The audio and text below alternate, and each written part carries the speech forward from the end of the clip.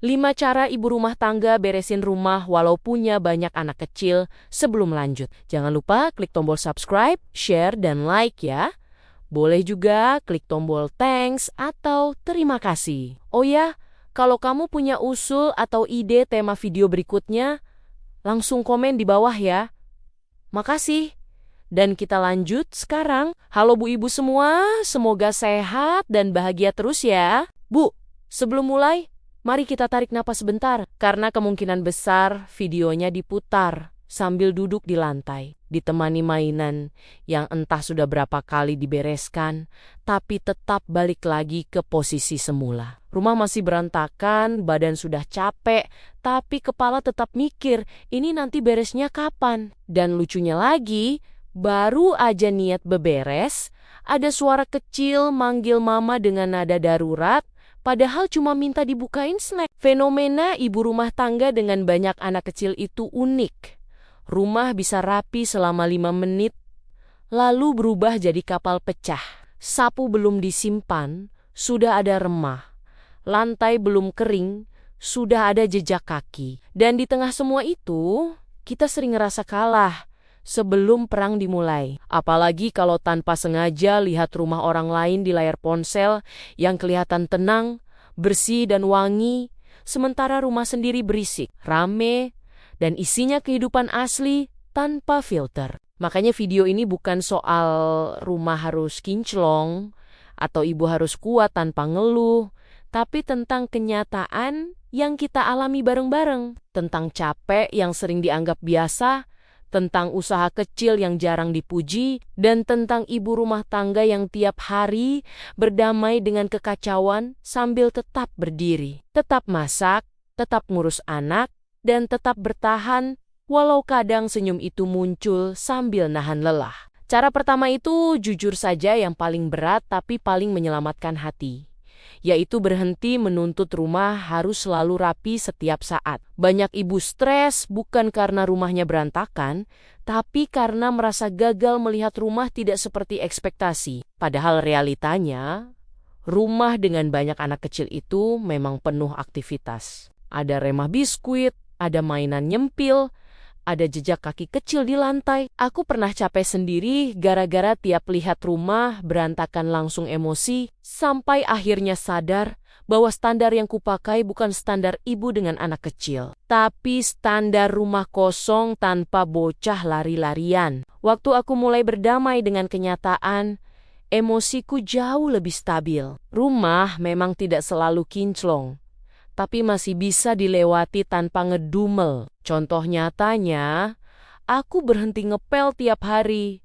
dan cukup fokus bikin lantai tidak lengket dan aman buat anak main. Hasilnya aku tidak capek berlebihan dan tetap bisa senyum ke anak. Kadang bercanda sendiri juga, bilang dalam hati ini rumah keluarga, bukan showroom. Cara kedua adalah beberes sedikit tapi sering, bukan nunggu mood atau nunggu rumah benar-benar kacau. Ibu dengan banyak anak kecil itu jarang punya waktu panjang tanpa gangguan. Jadi kalau nunggu waktu kosong 1 jam, bisa-bisa tidak pernah kejadian. Yang realistis itu manfaatin waktu sela-sela. Sambil nunggu air mendidih, masukin piring kotor ke wastafel. Sambil anak nonton sebentar, ambil mainan yang ada di dekat kaki. Aku biasanya tidak pakai target besar. Tidak ada niat hari ini harus bersih semua. Cukup 1 sudut beres, itu sudah menang. Contohnya hari ini fokus meja makan saja, besok area bermain.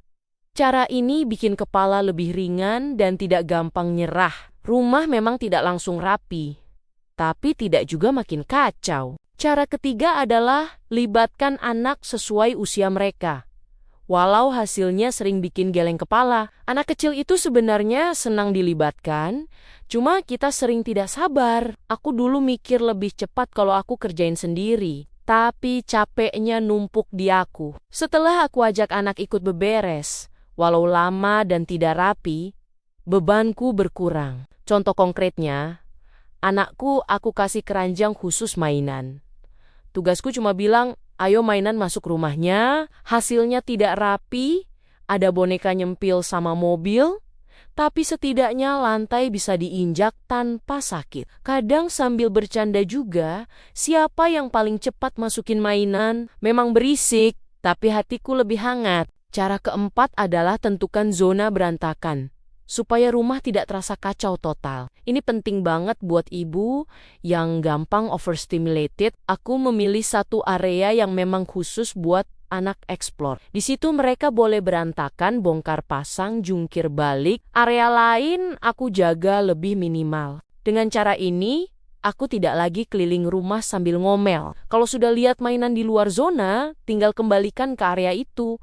Secara mental jauh lebih tenang. Rumah masih hidup, tapi tidak chaos. Bahkan tamu datang pun tidak bikin panik berlebihan. Zona berantakan juga bikin anak paham batas. Mereka tahu area mana boleh bebas dan area mana harus dijaga. Memang perlu diingatkan berkali-kali, tapi pelan-pelan masuk. Ini jauh lebih logis dibanding berharap anak kecil ngerti konsep rumah rapi versi orang dewasa. Cara kelima adalah pilih waktu beberes yang realistis, bukan waktu ideal versi teori. Jangan maksa beberes besar pas anak lagi aktif dan ibu lagi capek. Itu resep emosi meledak. Aku belajar berhenti maksa diri. Kalau anak lagi rewel, aku turunkan target. Waktu paling masuk akal biasanya pas anak tidur atau sedang fokus sendiri. Bahkan 10 menit itu sudah cukup. Aku sering set target kecil. Misalnya cuma beresin dapur sebentar, kalau sempat lanjut, syukur. Kalau tidak, ya sudah, tidak ada rasa bersalah berlebihan. Aku juga berhenti percaya mitos ibu baik itu ibu yang selalu produktif. Ada hari di mana rumah tidak dibereskan sama sekali, dan itu tidak apa-apa.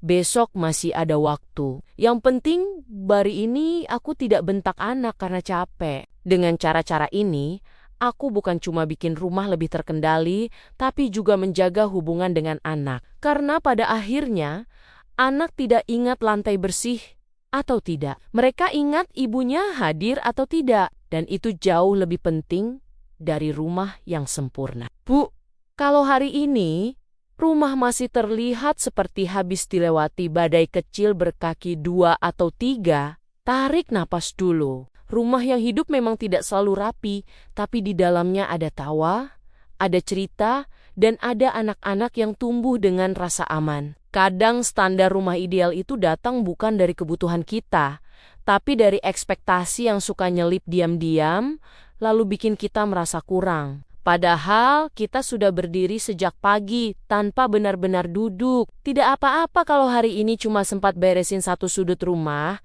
sambil mikir hidup, kok begini amat. Tidak apa-apa kalau piring masih ada, mainan masih nyempil, dan tenaga sudah habis duluan. Ibu bukan mesin cuci yang harus muter terus. Ibu manusia yang juga butuh jeda walau cuma 5 menit, sambil senyum tipis dan bilang dalam hati, ya sudahlah, besok lagi. Pelan-pelan saja, Bu.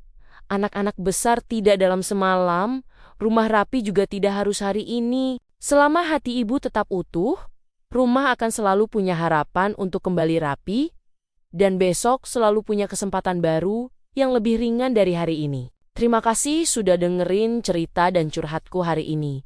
Sampai ketemu di video-video berikutnya. Tetap semangat Bu Ibu semua.